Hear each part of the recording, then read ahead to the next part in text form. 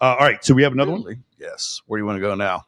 Chris G.Q. Perry won. Oh, Jesus Christ! This guy. God, why do you keep coming up with these ones, man? Because every time I think about why I go to work every day, I just listen to this moron, and then I remember. The more bills a why I'm woman winning. pays by herself, the less attractive men become. Because she's now so independent that all she's worried about is taking care of her family and leveling up. To her, a man has no place in her life because he's not bringing anything to the table but headaches and wasted time. Yes, she's in her masculine energy, and that's not gonna change until a real man steps up to the plate and takes some of that weight off her shoulders. Oh my God! All right, sorry. Can you play the other one? I want to gouge my ears out. Play the second, Chris. Okay. G.Q. Perry. Oh, I just want you guys to see this because I want you to see the pattern. Your Compare Honor. and contrast. I want you to see the pattern, Your Honor, before we go on forth. Can you the second one? Here we go. Guys hit the gym after a breakup because they think their body was the issue. Bro, you have the emotional intelligence and maturity of a doorknob. Shut your ass up, nigga. So now we can't go to the gym, son? We can't work out after a breakup? That's what women do.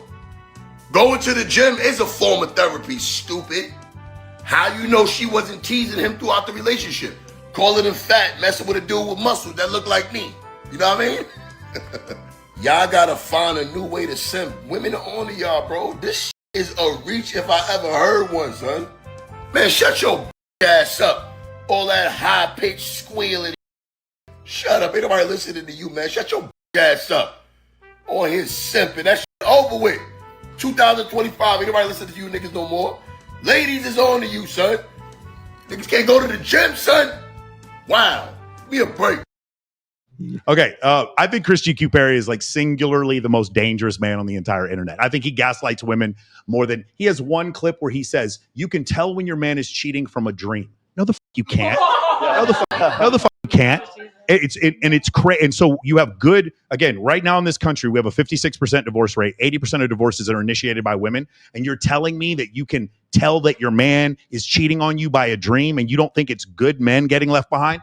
The problem with Chris G.Q. Perry, and by the way, there's red pill content creators who have the same problem, is the problem can't always be men's fault. And the problem can't always be women's fault.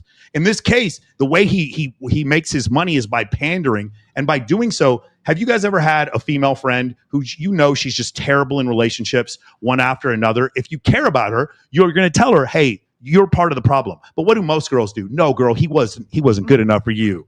No, he had small energy, girl. What are you talking about? It's like, if you care about your friends, you're going to tell them the truth. This dude just lies to women. He gets 1 million likes a post. 1 million likes a post. And that's the thing that's just so crazy to me whenever I see this. Anybody have anything else you want to say here? Last time I was there, we watched one of his videos, and you hated him. I just can't. It just drives me crazy. It drives me crazy, bro. It's like astrology. It's like people believe. Libra, Aries. Okay, I'm aware. She's aware that I'm a Libra. With a bunch of sisters. Chime in on this. Go ahead, Dallas. One thing that I hate more than anything is a yes man. Yeah. And by that I mean a friend who, do I look great in this shirt? They know well you don't look good in the shirt. Yes, girl, you look amazing in that shirt. Is this color good for anything? Like you said, if I have a friend who's horrible in relationships, who's toxic, I'm gonna be like, girl, you're crazy. You're toxic. Like, I love you as a person. It doesn't change how I feel for you, but you need to look in the mirror and realize there's something wrong. So there's another part. Who here watched the Barbie movie? You guys watched the Barbie movie? Okay, in the Barbie movie, do you remember when Barbie doesn't want to be with Ken? Ken goes off and does his own thing, and they make fun of him though. Like, do you understand? In the movie, they make fun of Ken for doing the right thing. That's why, like, the movie is like, oh my God, this is the worst form of like propaganda I've ever seen. Ken doesn't do any, I mean, the guy's super immature, the actual actor, the character is, but Ken doesn't do anything wrong. Barbie didn't want him. Barbie wanted to friend zone him, so he went off and did his own thing, and now he's immature. And this dude is like, you went to the gym when she broke up with you. No, you have the emotion. No. You should go to the gym. Now we can't even go to the gym? Like, that's crazy. You guys, go ahead, Hannah. I feel like there's a balance. I feel like there's a balance. Like, obviously, you should be able to go to the gym. Like, that's very much therapeutical. It's healthy. Sure. But like, he is speaking on some truth. Like, there are a huge percentage of men that are not emotionally intelligent. They're emotionally just stupid, and they don't know how to like connect with the woman's like, you know, emotional side. I feel like I'm an emotional girl. Like, yes, I have literally, you know, become a boss woman, and like I've just like I'm just like, I'm not dealing with these men anymore. I'm literally just, you know, getting on my but like most men are not emotionally intelligent. Like that is very much. I think that's a subset of men that you're probably looking at, though, because like, I don't know, I'm Canadian. The men there are vastly different than the men in Austin. They're vastly different than I'm sure the men here. It's like, it's all how you who you surround yourself with. And I have literally like, just it's black and white from me 2 years ago to me now. It's you know, like attracts like. It's energetic. I feel like I am a little bit older now, and in all of my 20s, I wasted a lot of my time with abusive men, and so now I'm just like, you know, I'm like, I know what I want. I won't deal with any type of BS, and so like I do know I need an emotional, intelligent man. I do want a man that goes and works out. I want a man that takes care of himself and takes care of me mentally. Like, period. I know what I want, and so like. It's just like a balance. Like I want both. I want all of it. I want a working out man. I want a man, you know. What you're doing is extrapolating like a logical or like a reasonable conclusion from what he said, but you don't like. I listen to all his and it's none of it's reasonable. It's like it's always men's fault. If women choose men, it's because those men manipulated those women, and if women want men who are manipulative, it's because those women are unhealed. It's not. They can never take accountability for that man. Has never. I mean, that guy has. I'm talking. He has so many posts with millions of likes and has never held women accountable for a single thing in any of his posts. And TikTok, he blows up. Instagram, he blows up. YouTube, nothing, because YouTube doesn't reward you for pandering to women. It's on all these other platforms. He just destroys everything. Twitter, he has no following, but on those platforms, he does. And my point is this: I don't mind. It's not about like I think I give really good advice to my female friends and my guy friends. I think he's giving terrible advice. I think what he's doing is a cancer. I think it's terrible because what you're doing is you're taking, basically, here's what he does every week. He probably has ChatGPT go through things that women believe about men. Every woman thinks they are dating a narcissist, and he makes some comment about, yes, girl, he's a narcissist. It's all dog whistle responses. Yes, exactly, man. That's my Dog point. whistle response. And pathologize men on the whole. Yeah, but my point is, our side, we're losing to this. This is like, I'm saying things that are objectively true. I'm bringing up stats from evolutionary psychology, sociological stats.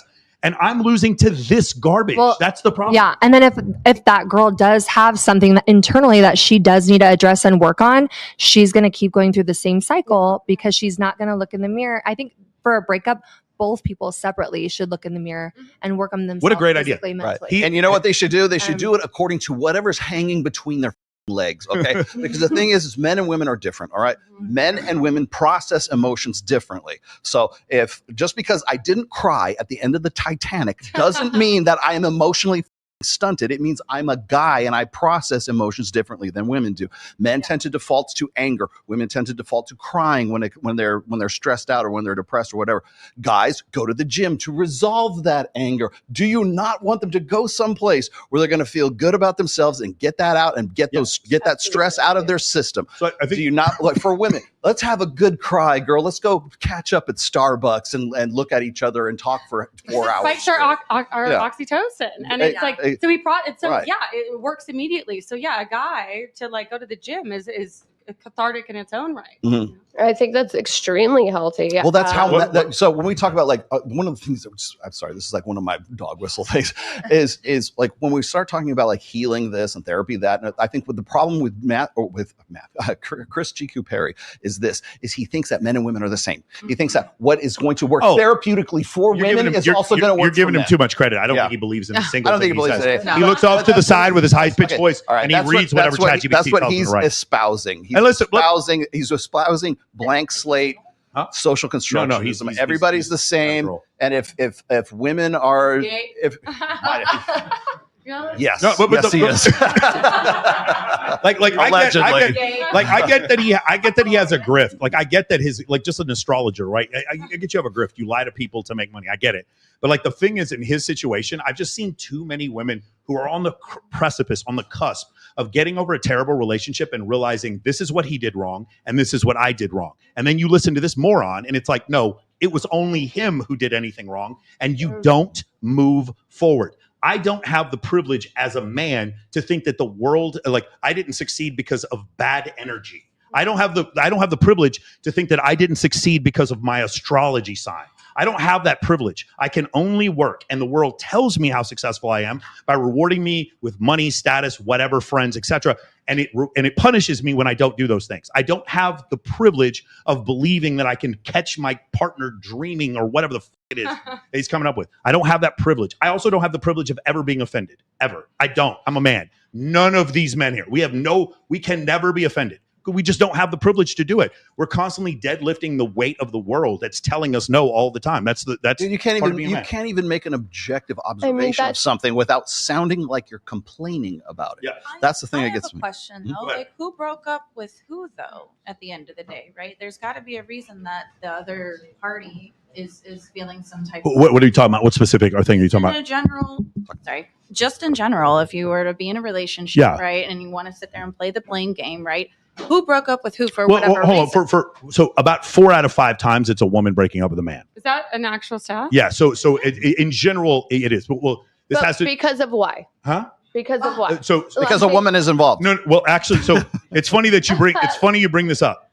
So because the woman is the divorce confident enough to leave because they were doing something. Because she's neurotic.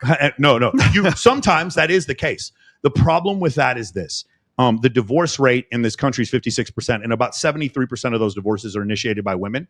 When lesbians get married, they get divorced at 73% also. Ooh. So when women don't even have men to blame, they get divorced at the exact same rate, which means the problem might not actually be men.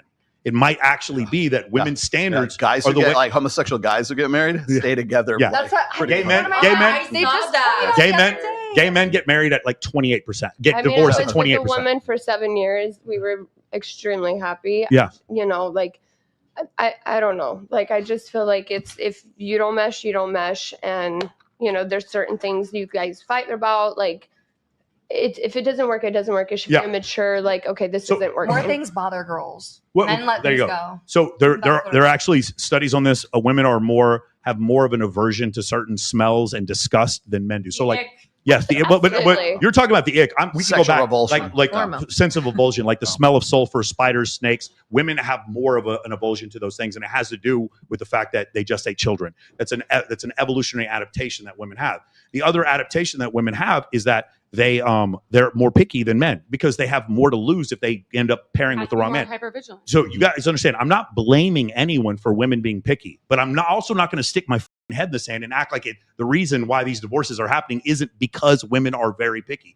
In the 1970s, a professor named Robert Trivers came up with this concept called parental investment hypothesis. In every 2 gender species, the gender that has the largest sex cell is always going to be the more selective. But the other part of it is that the other gender is going to compete for the first gender's sexual access. And in Homo sapiens, it's very obvious the more picky gender is females, and the ones that are competing with each other for access to females are men. And so that's what ends up happening. I'm not saying it's right. Like the thing is, we just can't ignore the fact that this is happening. And no, I think probably half the time the dude and half the time the girl just left because she saw a Drake video or she got a DM from a center fielder or her ex-boyfriend played power forward and he messaged her, or she went to a Tyga video shoot, or something happened, or she saw a cute guy at work and she left her perfectly good man for that. That's what I think about half the time it's happening as well.